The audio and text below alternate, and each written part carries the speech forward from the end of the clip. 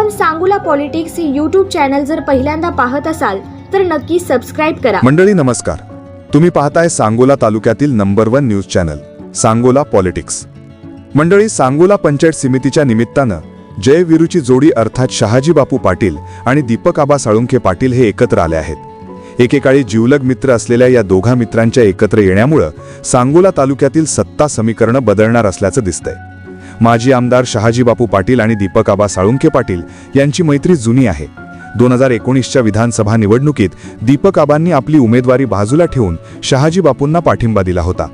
दीपक आबांच्या या पाठिंब्याच्या बळावर शहाजी बापू पाटील हे सांगोला विधानसभा मतदारसंघातून निवडून आले होते।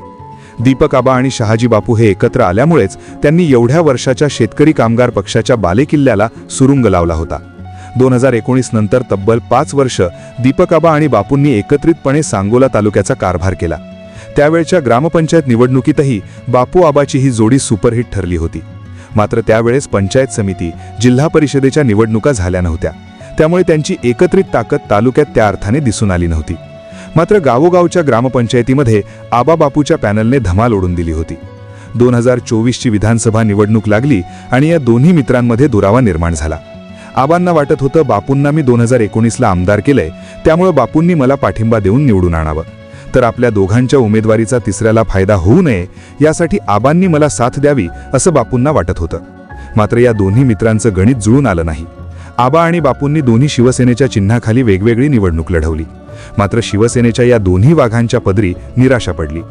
2024च्या विधानसभा निवडणुकीपासूनच या दोन्ही दोस्तांमध्ये कमालीचा दुरावा निर्माण झाला।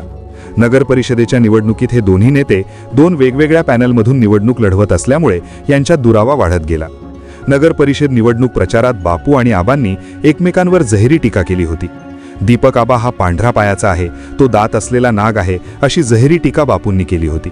तर इकडे दीपक आबांनीही शहाजी बापू हा नाटक कंपनीचा कलाकार आहे, 2019च्या विधानसभा निवडणुकीत माझ्यामुळे बापूच्या कपाळाला गुलाल लागला, मात्र इथून पुढे बापूच्या कपाळाला माती सुद्धा लागू देणार नाही असं गंभीर विधान केलं होतं।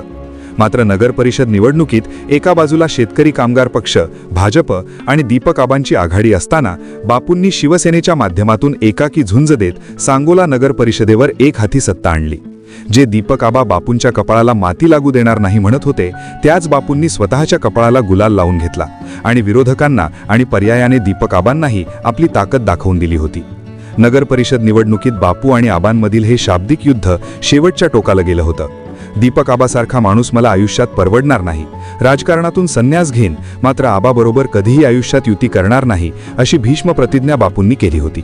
आबांवर टीकेची तोफ डागली होती। नगर परिषद निवडणुकीत भाजप, शिवसेना आणि दीपक आबांच्याही कार्यालयांवर छापे पडले होते, मात्र शहाजी बापूंनी स्वतःच्या कार्यालयावर पडलेल्या छाप्याला दीपक आबांना जबाबदार धरलं होतं। या दोन नेत्यांमधील शाब्दिक युद्धामुळे तालुक्याचं राजकीय वातावरण तापलं होतं। या दोन्ही नेत्यांची परस्पर विरोधी जहिरी भाषा हा राज्य पातळीवरील बातम्यांचा विषय बनला होता। नगर परिषदेत आबांना अपयश आलं, जिल्हा परिषदेतही आबांना बॅकफूटवर जावं लागलं। मात्र पंचायत समितीच्या सभापती उपसभापती पदाच्या निवडीत भाजप, शिवसेना आणि दीपक आबांचा गट पुन्हा एकदा एकत्र आला आहे। दीपक आबा हे भाजपच्या माध्यमातून पंचायत समितीच्या सत्तेत बसले आहेत।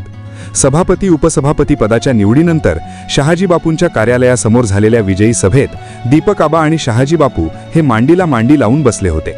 दीपक आबांनी शहाजी बापूंचा हात बराच वेळ हातात धरला होता। या दोन्ही नेत्यांचं मनोमिलन झाल्याचं या निमित्तानं दिसून आलं। बापूंनी आपल्या भाषणात 2024च्या विधानसभेचा पराभव हा आबांमुळे झाला आहे असं म्हणता येणार नाही, असं म्हणत मैत्रीतला दुरावा संपवण्याचा प्रयत्न केला। माझा पराभव कसा झाला, काही एकच आबा उभा राहिली, एकच कारण असू शकत नाही। आजारपण मी होतं, वेळही मिळाला नाही, निवडणुकीचे डावपेच आखायला संधी मिळाली नाही। तर आबांनीही शहाजी बापू माझे जुने मित्र आहेत असे सांगत शहाजी बापू आणि आम्ही सर्वजण भाजपच्या माध्यमातून सांगोला तालुक्याचा विकास करून दाखवू असा सूर आळवला। भाजप नेते चेतनसिंह केदार यांनीही आपल्या भाषणात बापू आणि आबांनी यापूर्वीच एकत्र यायला हवं होतं, ते दोघं एकत्र आले असते तर सध्या आपलाच आमदार झाला असता असे सांगत यापुढच्या काळात तर या दोन्ही नेत्यांना एकत्र येण्याची सुबुद्धी देवानं द्यावी असं मत मांडलं।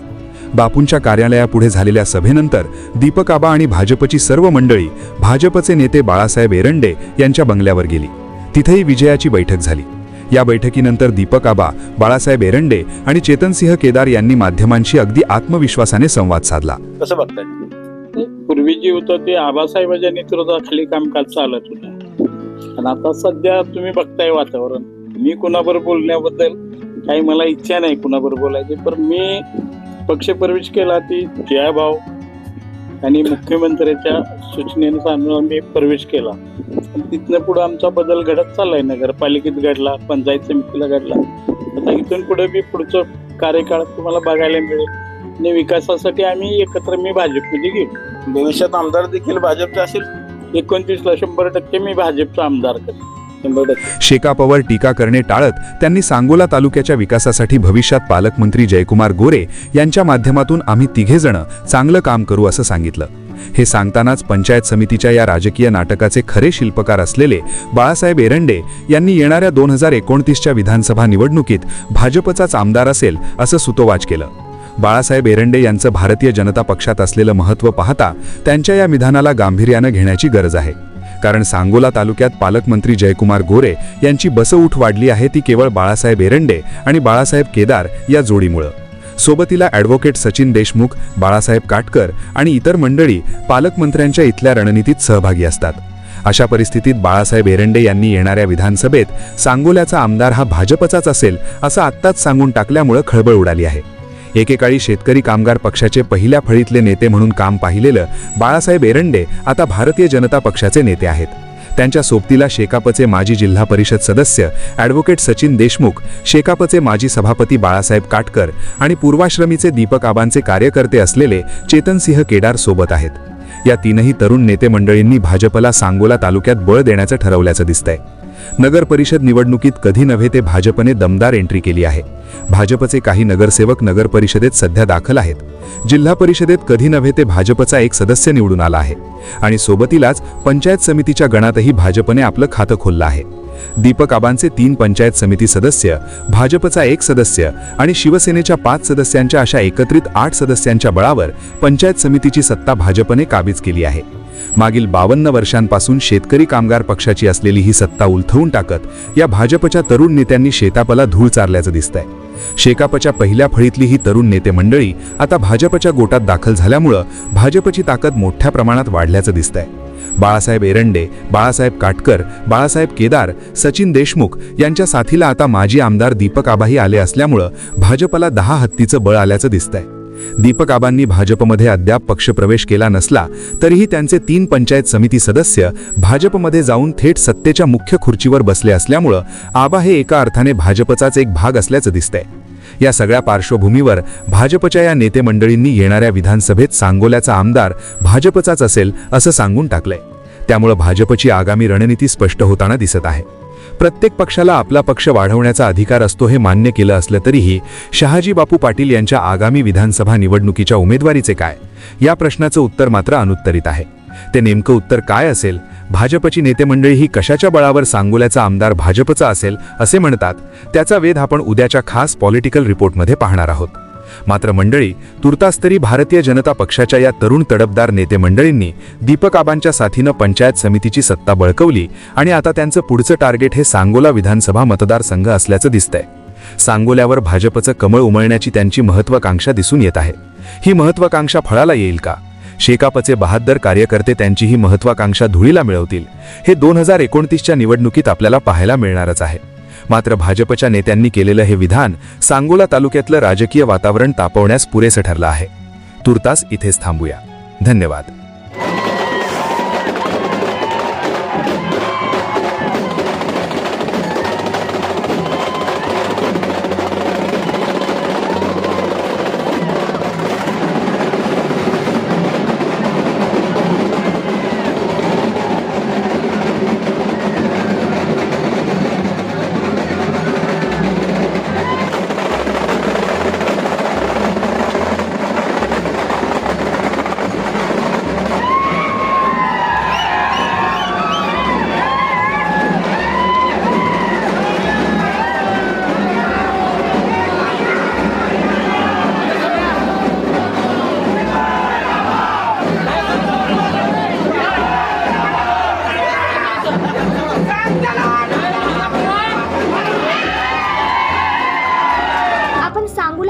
पॉलिटिक्स यूट्यूब चॅनल जर पहिल्यांदा पाहत असाल तर नक्की सबस्क्राईब करा आणि तालुक्यातील प्रत्येक बातम्या ताज्या घडामोडी काही क्षणात जाणून घ्या.